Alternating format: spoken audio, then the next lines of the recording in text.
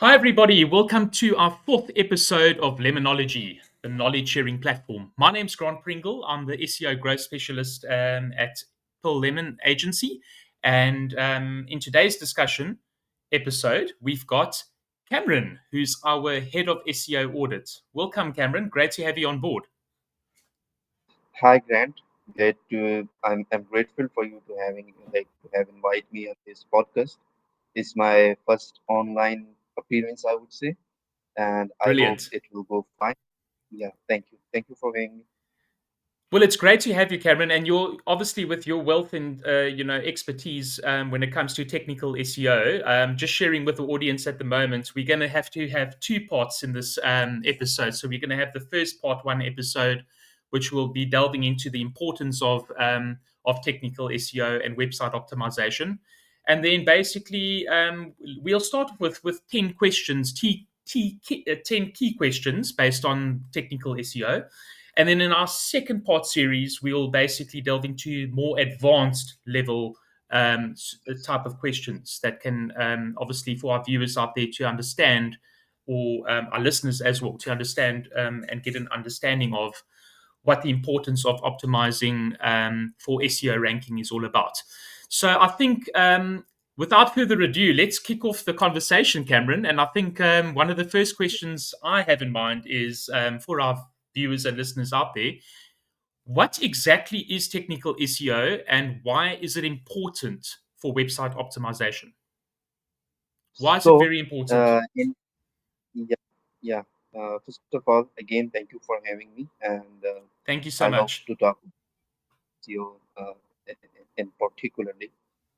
That's what I do most of my time. So, technical SEO, I would say in SEO, you don't have exact definition, exact terminologies, is just kind of most used terminologies and most used definitions. So the other day we were having a conversation, a kind of debate in some Facebook groups, like what is included in technical SEO and what is included in content SEO. So there is a very, I would say, a thin lining between what's included somewhere and what's not included somewhere. Ultimately, what it matters is what is going to rank you and what is going to make you more customers and make you more leads and make you more money.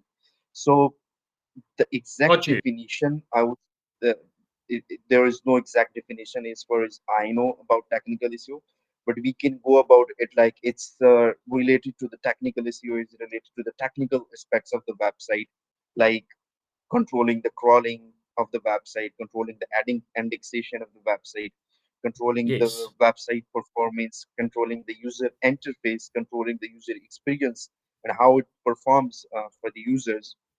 So that's how is broadly these are the things broadly covered in technical SEO. And now coming to the second part of your question, I guess it was related to the importance of technical SEO for website optimization.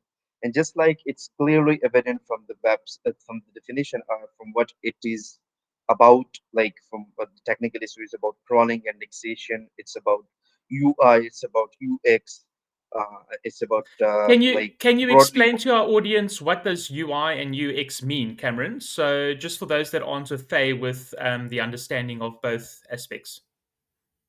Yeah, so these are the terminologies. UI stands for user interface and UX stands for user experience. These are With broadly you. related to how the page perform with users. Like for example, if I'm loading a website on my mobile or on my laptop or my iPad or iPhone, how does it perform to me on different devices?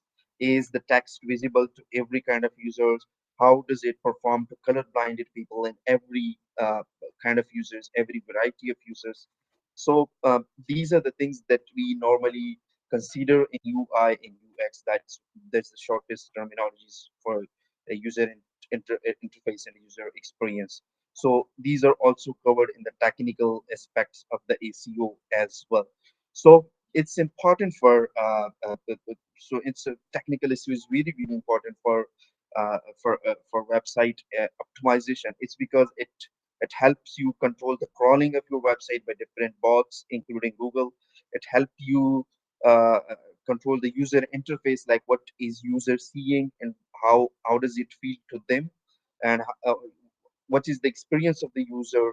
So it's all about these things. So website performance is greatly impacted by how is your technical SEO, and how deeply search engines understand your content and what's present on the website. So it's very, very important for website optimization when it comes to SEO. And I think, given the explanation of that, thank you so much for giving that explanation. And I think, given, with mobile being one of the highest performing percentages across, usability, it's important that mobile is optimized as much as possible. So, there's different elements. A mobile screen is much smaller than a desktop screen. So you need to be as quite sophisticated Yes. and user friendly as possible. Yes, yes. So most of the users, like me as well, you as well, you would use your mobile, your smartphone to search for anything. Like if I'm searching for a nearby dentist or a nearby doctor, a nearby ENT specialist, or anything like nearby supermarket or or a barber shop, if I'm searching for it, I'm using my mobile. If I'm searching for some product or services that I want to purchase, I'm using my mobile most of the time. So mobile searches are increasingly becoming more important. They have been very important from the past few years as well, uh, literally a decade, I would say. So they are becoming more important. So it's really important to have your site optimized for mobile users as well. For that thing, we for example, if you have a new website, or if a client comes to you and want to check if it's optimized for mobile or not, you just check if it's mobile friendly or not. How do you check Okay. that? You just go to mobile friendliness test. You just Google it. There, this test is it's by Google officially. So you can just Oh, put your wow. website or your page. Yeah, so you can just put your website or your page, and it will tell you if it's mobile friendly or not. And And what we'll do is by we'll share that link. We'll share that link with our listeners and viewers just below the podcast, so they can peruse yes, and go you to that can link. do that. Like these are normally short, so I normally like to like give a over the shoulder overview of something that I want to show. But just to give you like a starting point, a referencing point, we will put the link. I will share the link with you, and you can then put the link in the description. You just go to that link and put your website, and if it's mobile friendly, okay to go. If there are something that needs to be fixed, you just contact your developer, and if you are a developer yourself, you just fix those things. And another Brilliant. area, it's another area to check if your site or pages are mobile friendly or not, is to check your Google Search Console. There is a report in there as well, a Okay. mobile friendliness as well. So you just And go there and see. But that just give me a second, then we can take questions. That report is being deprecated. I don't know the exact date, but it will be retired soon. Like the report within the Google Search Console. So these are the two main areas where you can check if your site is mobile friendly or not. Other than that, you can just call your friends, call your colleagues, and tell them, can you please visit that website, this page on your mobile phone, and let me know if there's any problem with that. So that's another standard rule of checking if your mobile if your website is mobile friendly or not. So I great. guess And then another. just for our viewers to understand, Cameron, what is exactly Google Search Console and what is it generally used for? Google Search Console and Google Analytics. These are the two important tools. They are by Google. So you just if you have a website, you just verify it with them. Like you just kind of verify that these are your in your ownership. These properties are in your ownership. So when you verify it, Google Search Console can then tell you the impressions that your website got, the clicks Okay. that your website, if there is any technical issue or problems with your website. So Google Search Console particularly is very, very important tool for technical SEO aspects of your website. So you need to be very clear about what's included in Google Search Console and how to use different tools and reports of Google Search Console. We can have a separate session on that as well, because it's a Definitely, there's a completely different. discussion for that for another day. But I Yeah, think yeah, those are it's a the, like you completely said, are the two key elements. GA4, which is coming around the corner, Google Analytics 4. Universal Analytics is now falling away, and everyone's now kind of being accustomed to GA4. And I think it's an important aspect. But I think just to kind of share with our I guess audiences. G4 has already been implemented. It was June or July. I guess if it for June, then it would have been already live. By the way, I don't know because I don't use that much GA. It's for mostly for the marketing aspects of your website, like what Yes, is the bounce rate and things. Like most of the time I'm busy with Google Search Console, but Google Analytics is also uh, uh, very helpful for your technical issue as well. For example, if users are bouncing back, then you can check if there is any problem with the technical aspects of your website or not. But most of the time, we use Google Search Console. So yeah, definitely. And there's also Google Tag Manager, which connects to Google Analytics and so forth. So that's obviously to trigger certain events and actions or call to actions through your website. So that's a discussion for another day too. So there's quite a yes, lot of these, technical tools around the technical part of SEO. But we'll definitely be sharing some more information or more podcasts around these related platforms. But moving on to our second question, Kamran, I think thank you so much for covering and giving an understanding about these various platforms and how mobile is such an important aspect and component in today's life, especially at the at the at the speed of your fingertips. Everyone's looking for quick clicks, quick yes, information, or should I say, quick access to information. So the less clicks to a yes, certain piece of information, the more user friendlier that can be for the user. yes. Studies have proved that if you improve your load speed of the website, it can actually have a good impact on the conversion rate. So if it's impacting your conversion rate, it means it's impacting your um, money earned as well. So it can like convert, it can translate to the amount of money that you are earning from your website or service. So that's a different thing as well. So that's very important as well, like the page speed or page improvement and mobile And that's friendliness. that's exactly what we were going to just touch on now. Is how does actually website speed affect SEO performance, and what are some of the ways or some of the techniques we can improve it? Yeah, so just like I already mentioned, the importance of website speed for converting your users and how can it Yeah, translate to the money earned. And then how to improve your page speed. I can just give you some theoretical points. Other than that, it's a completely practical topic that can be shown via over the shoulder video. And people have kind of created courses around this particular topic, just improving your page speed. But I will just give you few points to just give perfect. you a starting point.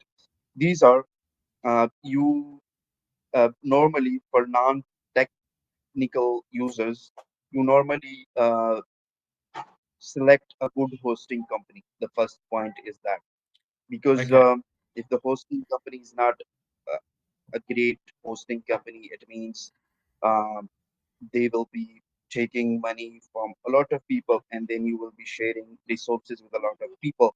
So that means less resources allocated to your website. That means your website will take a lot of time to load. So selecting a good hosting company, that's the first starting point.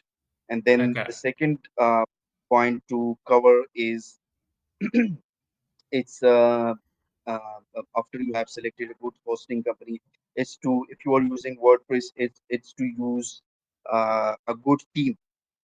So some themes, some WordPress themes, they are very heavily bloated, very heavily coded. They have a lot of heavy JavaScripts in them. So they take a lot of time to load, even if To you have load. not Okay. included any Yeah. code and that well. So that's another point as well. You select a simple, minimal theme that is not heavily coded, like generate Uh, phrase. It's yes, yeah. And like there's lots of other phrase there. themes like elemental theme and a few others out there, you know. So Yeah, maybe we can also Elementor give and some. or Devi. I don't know what's it's how is it pronounced, but they are from what I have seen, they are heavily coded and heavily bloated. So they take some time to load. What I recommend is using generate phrase and even simple WordPress themes. You can now design your own theme. Just put some elements here in there, and you will be fine. It's not that much of an important point. It should just look fine. That's the key point. And then the Brilliant. third thing, after you did the right hosting company, the right WordPress themes. By the way, I will share some links with you of the right hosting companies and right uh, Please. Yes. WordPress Then we themes can as well. share it for You our can share. listeners just below. Yeah. So, and then after you have done these two things, and the next thing is to, like, if you are putting some content media like images or videos, you need to optimize those as well, so they are not heavily sized, so they do not take a lot of time to be loaded. And then like the css and javascripts that you are using, they should be inlined, minified. So the best practice to do this is to use a WordPress plugin like WP Rocket. Okay. It's a paid plugin, and then NitroPack is also a good plugin, but it's heavily criticized. Some people say it's faking numbers when you search for Google page speed, when search for your page in Google page speed insights, and then but somehow it works. Sometimes it works, sometimes it's not. But WP Rocket, it's the standard theme that works most of the time. So Yes. I would recommend using WP Rocket. WP I would rockets. Okay. recommend We'll keep that in mind. Brilliant. paying for it. Yeah, we will share that link as well with you. And then Okay. yeah, that's all you need to do. And then the right settings within the WP Rocket, that's what it can help you as well with your website optimization. Again, that's a very detailed topic, and for another podcast, if we can do that. Yeah, Definitely. these Definitely. were some. Thanks for that, Cameron. And then just looking at the key elements of on page SEO. I know in our previous podcast we touched quite a bit on page SEO, but what are those key elements and how can it be optimized to its full potential?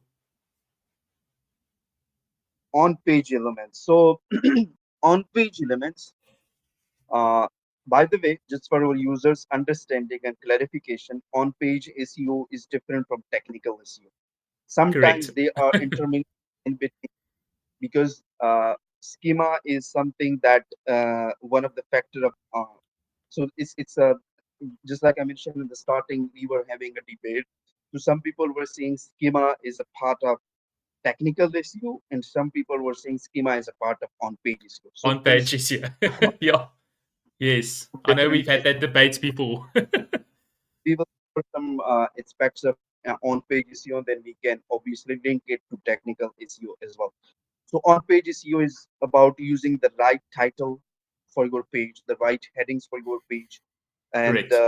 like the heading structures, it matters a lot. Using the right entities, topics, talking about the right intent is very important. So that's one of the most important point that people miss most of the time. It's the search intent, addressing the search intent.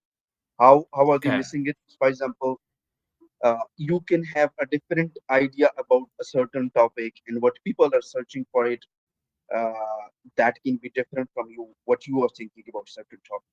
For example, if you are thinking about like accountants, uh, best accountants in the best accountants. You are just given this keyword. Now, if you are based in London or South Africa or Cape Town, you would say it should mean best accountants in South Africa or best accountants in Cape Town, or I can say best accountants in Islamabad or something like that. Yeah. But what users mean when they search for best accountants, that's what we want to see. When you search for best accountants in the area from where you have selected that keyword, for example, if it's for UK based, for example, you used Ahrefs, you selected your country to UK, and Ahrefs is given you a keyword. We are just discussing the like a theoretical point of view. Most of the time, it's Yes. best accountants in London or something. I'm just explaining for like explanation point of view. Yeah. So if it's a UK based keyword, it might mean if you set your VPN, if you're not in the UK, if you set your VPN to that location, it may mean best accountants in London, or best accountants in Southampton, or best accountants in Manchester. So maybe if you can look at the SERPs in the Ahrefs as well, you will be given the top ranking pages and what are they talking about. So Exactly. matching Okay. the right content, it's very important for on page SEO as well. Using the right content, having no grammatical errors or contextual errors, internally linking to pages where it's important and externally linking to pages where it's needed is also a part of on-page SEO as well, I would say, although it's Okay. related to link building, so like external linking and internal linking.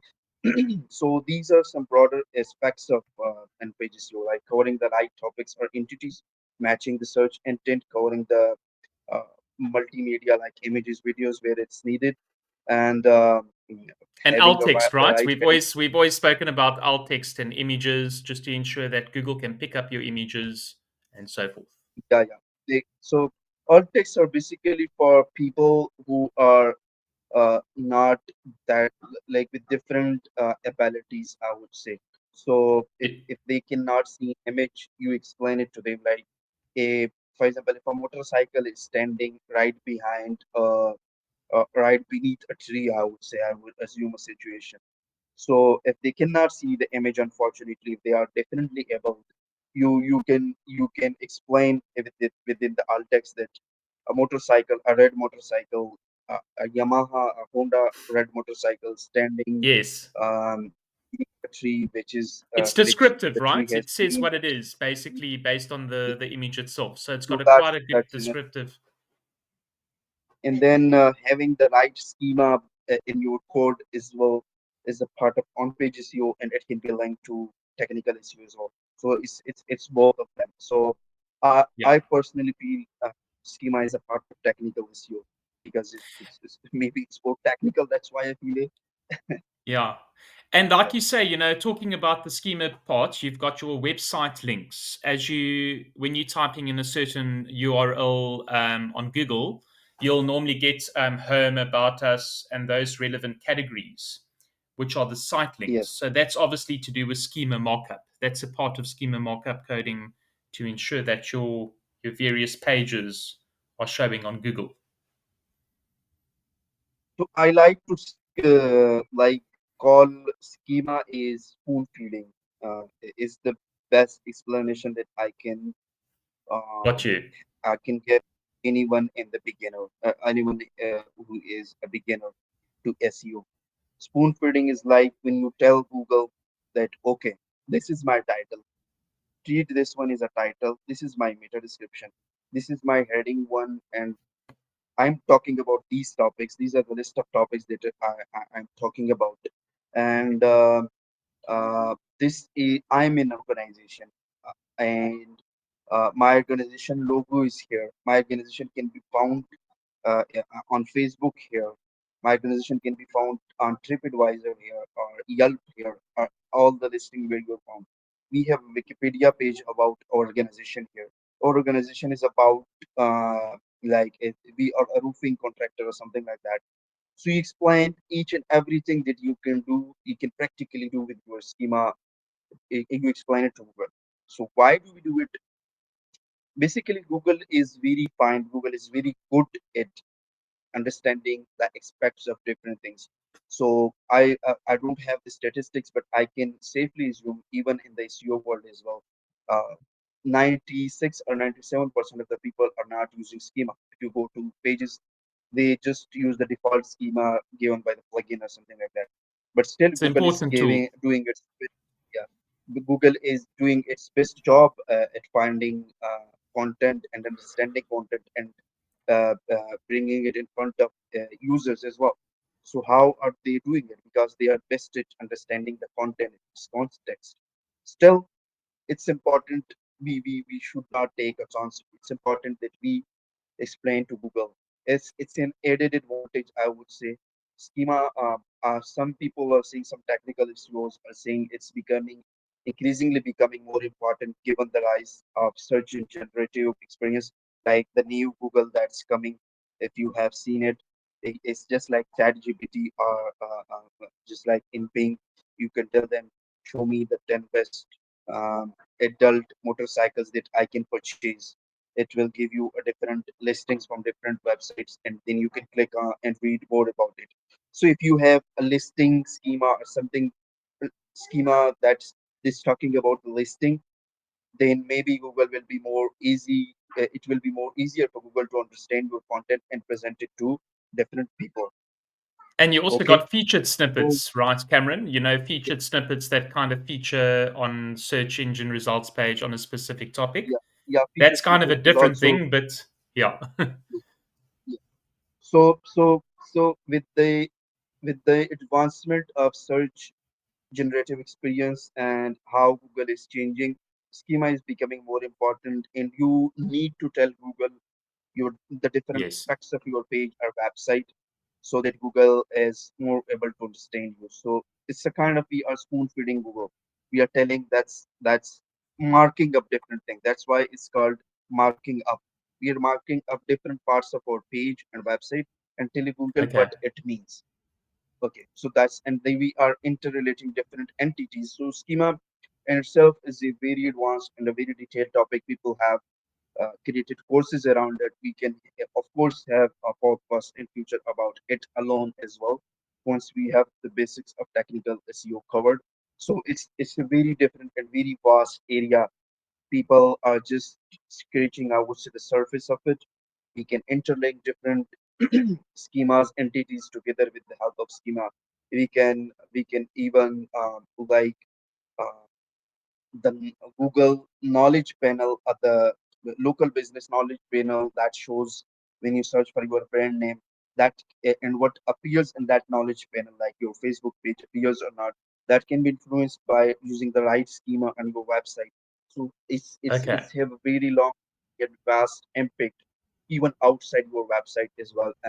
Yeah, I think so that's that's what we're that's very obviously implementing at the moment. We're doing two for some of our two clients. We're doing knowledge panels, and I think we're in the process of setting the schema markup coding now for their websites. So the important part, like you say, you need to get your interlinking right, your notability, and then there comes your website for schema markup. So that's the language that Google can pick up when it comes to structured data. I think structured data is another discussion for another day, but it just shows the importance, Cameron, of where schema fits in the purpose of Google and your website. I think it's kind of playing that intermediary where it speaks to Google. It's like having a relationship with Google in a way of getting Google to yes, understand the like importance of where. speaking to the search engine in their language, speaking to That's the it. bots in their language. It's the same like That's that. it. But like I said, I Yeah. think we can even have another discussion separately on schema because there's just so many things to chat around that. And another thing we just wanted to touch on, Cameron, is website architecture and URL structure. So both of these aspects have an impact on SEO rankings. Can you just give us some examples of how website architecture and your URL structure can impact SEO rankings? So website architecture. So I will give you an example of like a large mall. So for example, if you when you enter into a large mall, a shopping mall, and then Yes. most of the mall, from what I have seen, they have a map in the first floor, or even in every floor they have a Yes. map, like Like a map, the yeah. food Of your court, first floor, second floor, third shopping, floor. Yeah. yeah, the food court is here, and these are the brands in this floor. These are the brands in second floor. These are the brands in third floor. You just Yes. enter the mall, find your shop that you want to go, like for example, if you're shopping for some clothing or food, you want to use some food, you just go at the right place. And then this is the same with the website as well. When a bot comes to you, you should have a clean website architecture. For example, the home page, some category pages if it's a content website, and then category pages linking out to different other pages as well. Like for example, if I have a coffee website, coffee.com slash coffee grinders. For example, if I'm talking, if one of my categories talking about coffee grinders, and Okay. that category includes all the posts related to coffee grinders, all the content related to coffee grinders. So if someone want to know something about coffee grinders, they will just come to that category and will search in that category particularly. This is a large website. So Got website you. architecture and URL structure.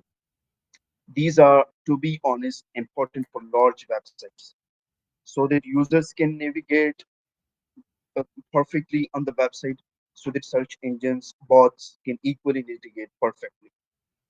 For Okay. small websites, the search engines can crawl you perfectly if you don't have that much of good website structure or architecture as well. If you don't have that, Google or other search engines can perfectly crawl you as well. Users can do as well, but still, it's important looking at the future growth opportunities that you might avail. So it's best to have it right from the first point, like from starting point, from day one. Like have proper menu, navigation menu where we are Yes. linking out different things, like about us page, contact us page, privacy policy page, terms and condition page as well. By the way, people who are watching who are looking into earning some money from AdSense or other areas, they should have it's important for them to have some pages. These are mandatory, like contact us pages, about us pages, privacy policy page, and terms and condition. These That pages and are that becoming that more. helps with credibility, right? It helps with the credibility Yes, aspects of your brand. that's more important in the e-eat as well. That's another topic as well. And then linking Okay. out to them in the menu of your website, it's important as well. And having a properly optimized menu, header menu, footer menu, sidebars, widgets, it all contributes to having a good site structure as well. So all of Brilliant. these contribute to having you a more good user experience. Remember, we talked about a user experience, a user interface as well. Yes. Remember, just think about a case when you open a website or when you open an app, and it was easy for you to find the things that you wanted to find. It's always when you found those things that you wanted to find easily, it always help you in loving this website, loving this page, and the website or the app, and then you will convert more easily. And when you convert more easily, it means more money for the website. So it's very important for ranking as well, because bots can crawl them betterly, and then like in a better way, and then users as well can navigate easily, so it Easily can through, yeah. uh, easily for you to convert people. Brilliant. And then Yeah. just talking about the maps in the shopping malls, I think there's XML sitemaps. So can you just explain how these should be implemented on your website? So I think this is kind of a different take, but it's just another key important component when it comes to setting up your URL structure and your website. So I will just add to that question as well. We will talk about robots.txt as well, because most of the time people are confused about the robots.txt, what it means, and then why do we have an a sitemap as well in addition to robots.txt as well. So we will just stick with the example of shopping mall.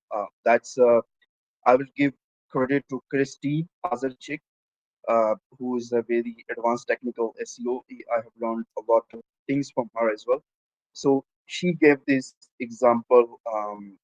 So that's a perfect example to explain uh, to someone who is beginner. So for example, you have a shopping mall, the same shopping mall, and then they have an entry gate as well, like a wall in the entry gate. When you enter the gate, they check you as well. They have a security Okay. checkpoint, and when you are checked, at That's a least great you way of have a. explaining it. Yeah. So when you enter that gate, if you can enter at or not, so it depends on the security clearance and everything you have. So that's the robots.txt. Okay. So, for example, you enter that gate, you are now entered, you are allowed to enter that shopping mall. When you enter that shopping mall, and then in the shopping mall, you have that map of different shops. So Got you. the gate is robots.txt, the shopping mall is the website, and then the map is the site maps you are having. Bots, you allow them to enter via your robots.txt, so you allow them to enter. If you disallow them to enter, they will be just stopped at the gate. They will not need to be entered even into the shopping mall. So when they enter your shopping mall, they will be wondering like here and there, what do we do now? These are a lot of pages. These are a lot of shops to crawl and go and index them.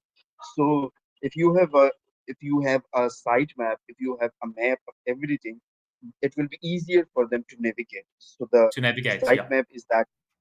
So these are the finest explanation that I can give to anyone who is beginner. That this is the difference between robots.txt and sitemaps. Why are they important? So it's important for bots to crawl you perfectly and to index you perfectly.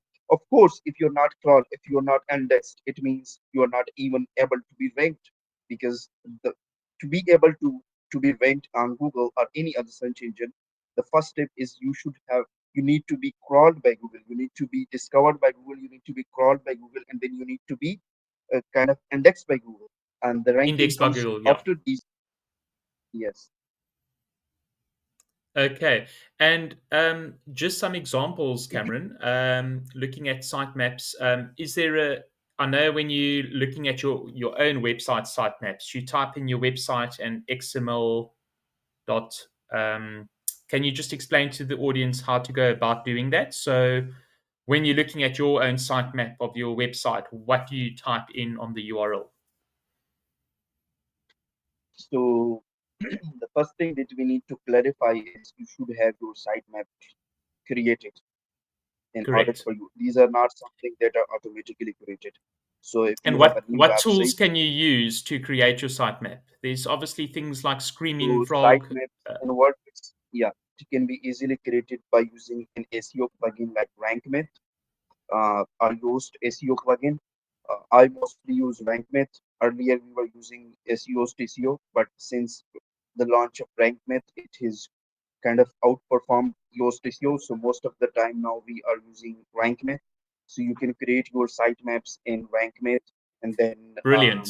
once created, you can just another point is to include your sitemap in the robots.txt as well. So for example, the Okay. first thing that bots, when they come to your website, if they are allowed to uh, go to your website, they and then in the robots.txt they find the sitemap URL as well. They just go to that sitemap URL and then crawl the rest of the website. This is the standard working is for my understanding. It can be different, of course, we don't know. So Yes. including the sitemap URL in the index as in the robots.txt file is important. Robots.txt file and sitemap file, XML sitemaps, all of these can be created using plugins like RankMath and Yoast SEO. Now, In when they are Yoast SEO. created, Okay. yeah, when they are created, normally I most of the time, so in RankMath they have this particular site URL structure. For example, site.com slash sitemap dot index or maybe it's sitemap underscore XML. It's something like that. XML. So it's not, XML, yeah. yeah, yeah. So it's not, I would say, a standard uh, that we can set for the URL. Every website can have a different URL, but if they are using RankMates or Yoast SEO, I forgot that URL, but they have some standard structured URL. But of course, you can find it when you log into your website and go to that XML sitemap area in your plugin that you are using, any plugin that you are using. And there are other tools as well that if you are wanting to find the sitemap of another website that you don't own, you don't know what plugin they are using, so you the quickest way to find is to just search on Google sitemap uh, finder of a website or something like that. Brilliant. You just And search it we can add that and link below go. too for everyone to have a Yes, look at. yes, we can put the link below to some of those tools as well. And then there's a plugin as well that can help you find.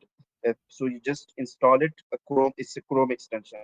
Sorry, it's not a plugin. It's a Chrome extension. You just install it, and if you want to find the robots.txt or sitemap URL of any website, you just go to that website and click on that plugin button. It will give you that URL. We will put the link out to that yeah, issue extension as well. And again, credit goes to Christine. She is the owner of that plugin as well. Oh, brilliant. Okay. And then, Cameron, can you just touch on Screaming Frog? I know Screaming Frog is a great tool to use for SEO, technical SEO as well, mostly to do with sitemaps. What other aspects is Screaming Frog used for?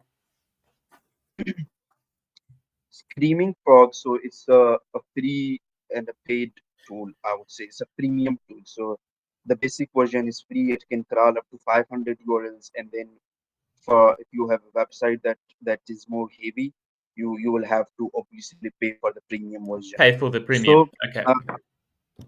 uh, so it's a good tool that we normally use when we are auditing a website. So it's not to be used the sole tool when you are auditing. So it's good at finding some basic to intermediate level uh, issues with your website that can be automated, and the issues that cannot be found automatically, obviously you will have to do it manually.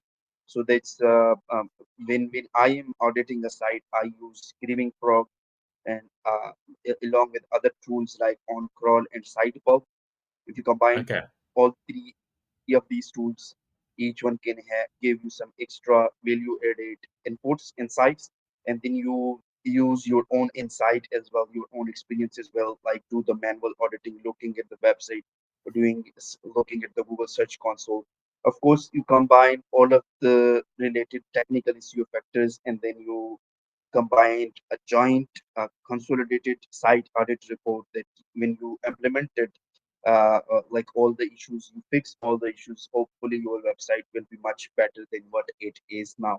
So Screaming Frog, I would, in a nutshell, I would say is it's good at finding technical SEO issues with your website, uh, but only those issues that can be found automatically. For the manual issues like indexation, most of the time, issues with your crawling, mobile usability issues, I guess they have a mobile usability report as well, but most of the time I use are like manual issues with your website, security issues with your website. Most of them for these kind of issues, I use Google Search Console and other tools apart from Google Screaming Frog. So that's I would say a brief explanation of Screaming Frog. Brilliant.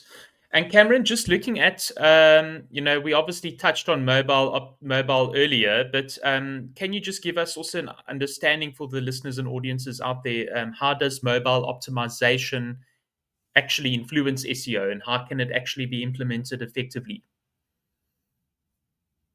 Yeah, so mobile optimization, I would say, just like we mentioned earlier, it's affects SEO because it can affect the user's length of stay on your website. If the website is Definitely. not loading quickly on your mobile, if it's not loading properly on mobile, of course they will bounce Yeah. back and they will go to some other competitor's website. And if a lot of people start doing this, Google will de-rank you. So that's how it affects you. This is how simple it is. And then of course it can, if it's affecting SEO, of course it can, unfortunately it can kind of like land you in a position where you will be at a disadvantage to your competitors if they are using it the right way.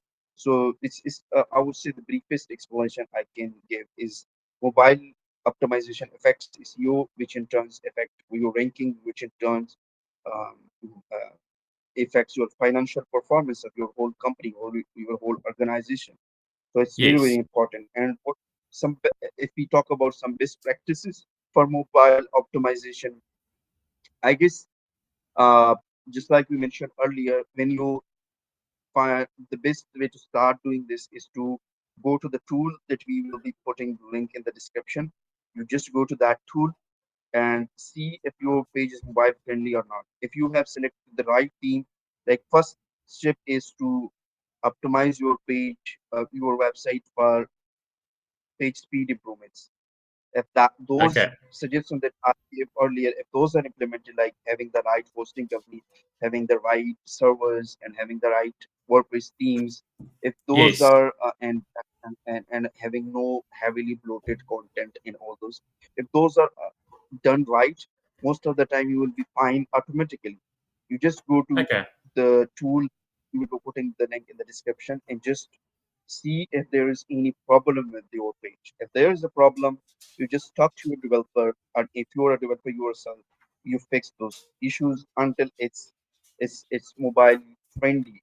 It's a mobile Mobile friendly friendly. page. Okay. Yes, that That's that's the easiest way.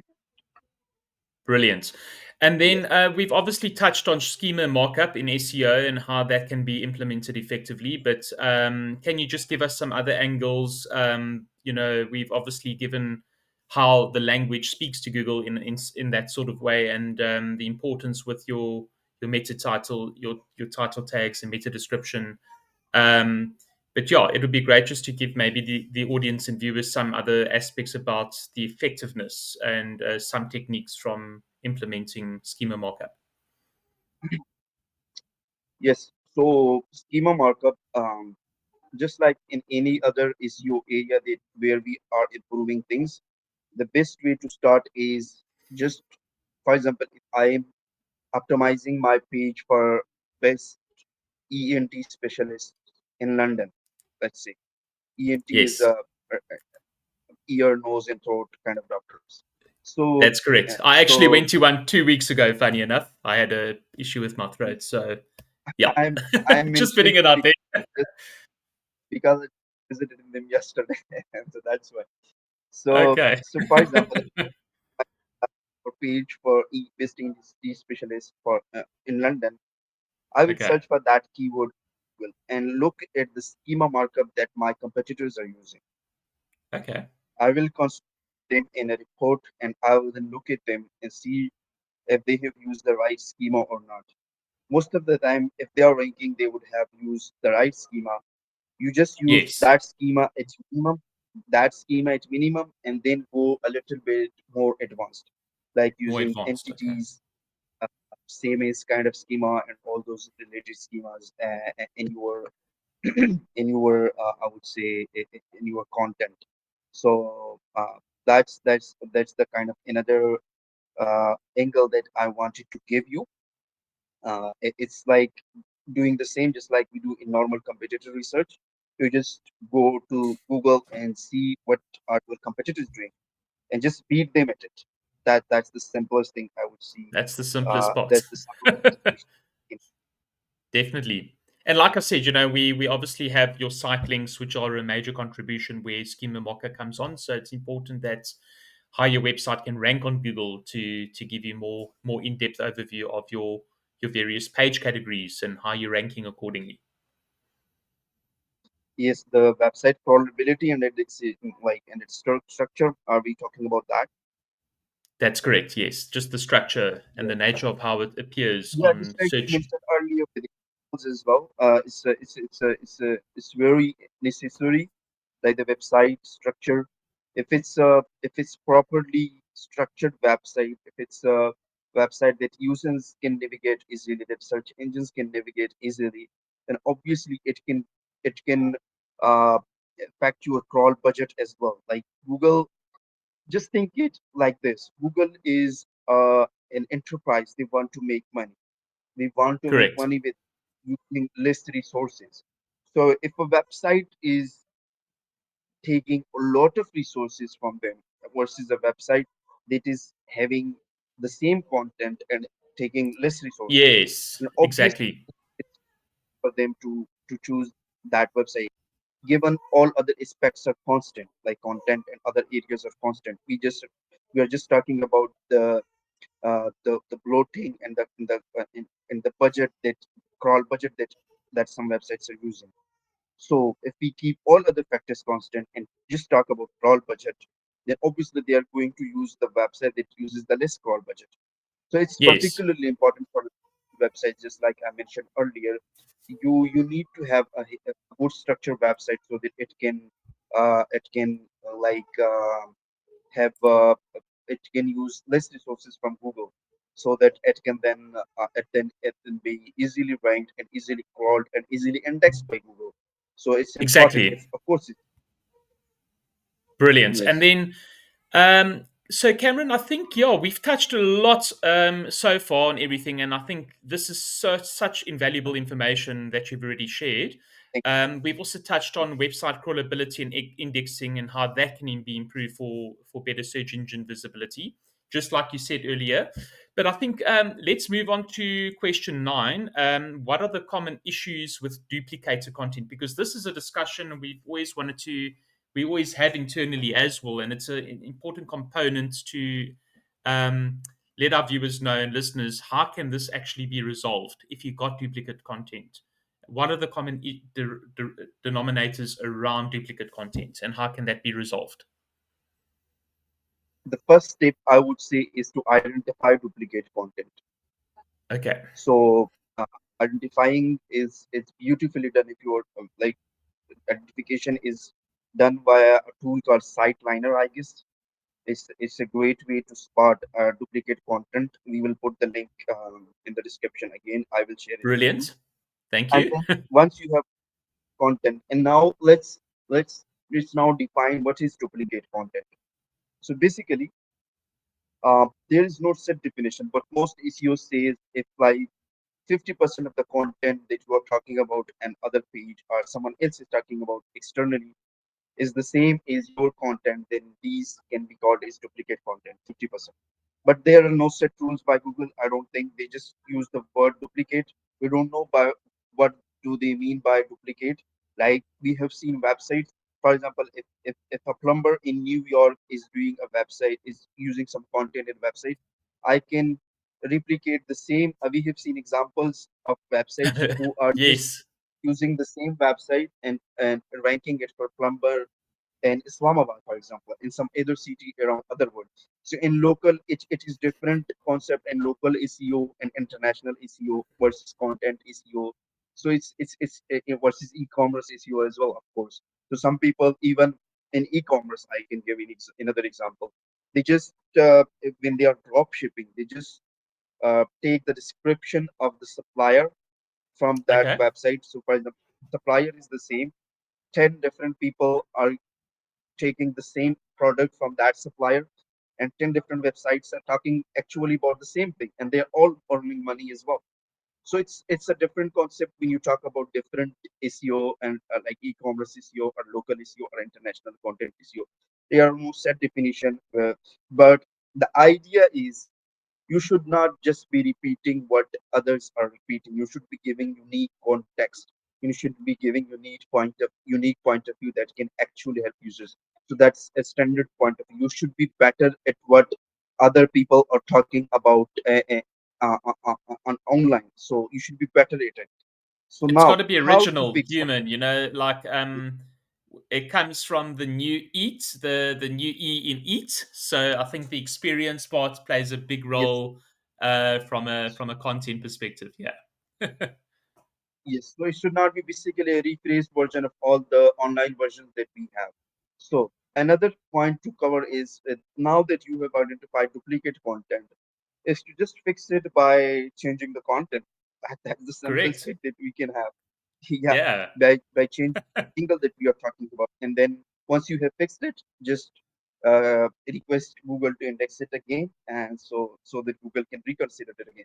And one thing that I have normally noticed is Google takes a lot of time to reconsider a page and then re-rank it based on the new content.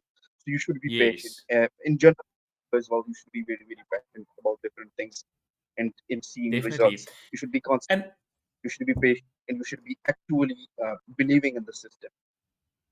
definitely. And then just touching on duplicate content, we've got a key definition called canonical tags. And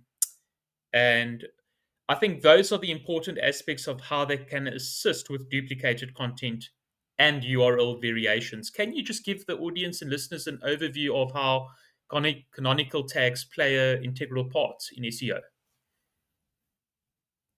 Yeah, so canonical tags. So basically, what they do normally is a normal rule of thumb.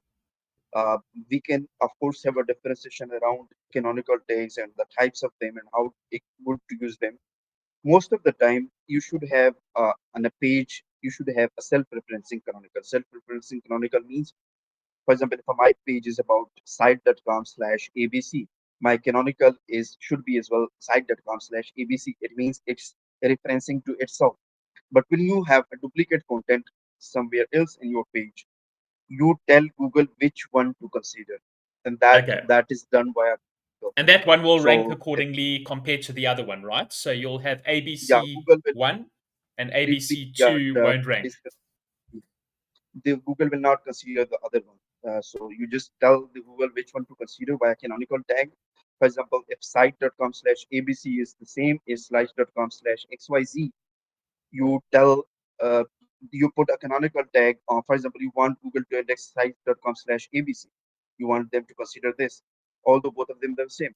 So what you do is you put a canonical tag on site.com/abc is like site.com/abc. It should be a self-referencing, and the other Okay. duplicate page site.com/xyz, you put a canonical tag is site.com/abc. So it will be not a self-referencing; it will be referencing to the other page. So Other that's how pages. Yeah. you fix content issues via canonical tags. You tell Google which one to consider. It's It's the same brilliant. meme. Have you seen that where different spider memes are pointing out to one another? Like one is saying he, one is saying he, and another one is saying he. They are pointing fingers at one another. If you have seen that meme, canonical tag is the same meaning. Yes, that's a If you have brilliant seen one. So that, it's like it's just this whole redirectory of a cycle, but it points to like the you are telling Google which one to consider. I'm actually searching for that meme. It's a spider meme, I guess, pointing fingers. You can actually tell. You can actually show to your user if you can see brilliant. it. Yeah, that this is the meme that I. Yeah, I guess it's blurred. It's yeah, but let's Yeah, share it on the link below. So that's a really good one to share. At least we've got a bit of humor with SEO here, folks. So, yes, but Cameron, yes, I really want to thank you for your time. I think that wraps up our first part of the series. I think in our second thank series episode, we're going to definitely be delving into more advanced aspects with SEO and things like the best practices of optimizing images for SEO, meta tag titles, meta descriptions, and how they impact SEO rankings. And then we're also going to delve into structured data in SEO and how it can enhance search engine results. And more importantly, you. there's Yes, also redirects, your 301s, 302s, and how they can be optimized for SEO. And then yes, broken links is another important factor and how they can be fixed. HTTPS and website security influence for SEO rankings. And then we've also got robots TXT and how they should be used in SEO. I know we touched a bit on robots TXT earlier, but I think in this sense we can go delve further into that in further detail. And then we've also got the importance of H1, H2 headings and how they can contribute to SEO optimization. I know we also earlier touched a bit of that on touch base a bit of that on page SEO. So Then we'll also Okay. be delving into some of the best practices for optimizing internal linking on a website, and how can Okay. monitoring and analysis of website analytics data help improve SEO efforts. So there's a lot of exciting things coming up in our next episode. And Cameron, I really appreciate your time. I know Thank you've you. got to get back to a lot of auditing down the line with some of our clients. So keep on doing a sterling job. And it's been really great having you on the show. And we'll Thank obviously we'll definitely be sharing all those relevant links with our listeners and audiences. And looking forward to the next part episode with you for next week. thank you. Thank you for having me, and I look forward to seeing you again in the next episode. Thanks very much, Cameron. Have a great one. Thank you. Bye.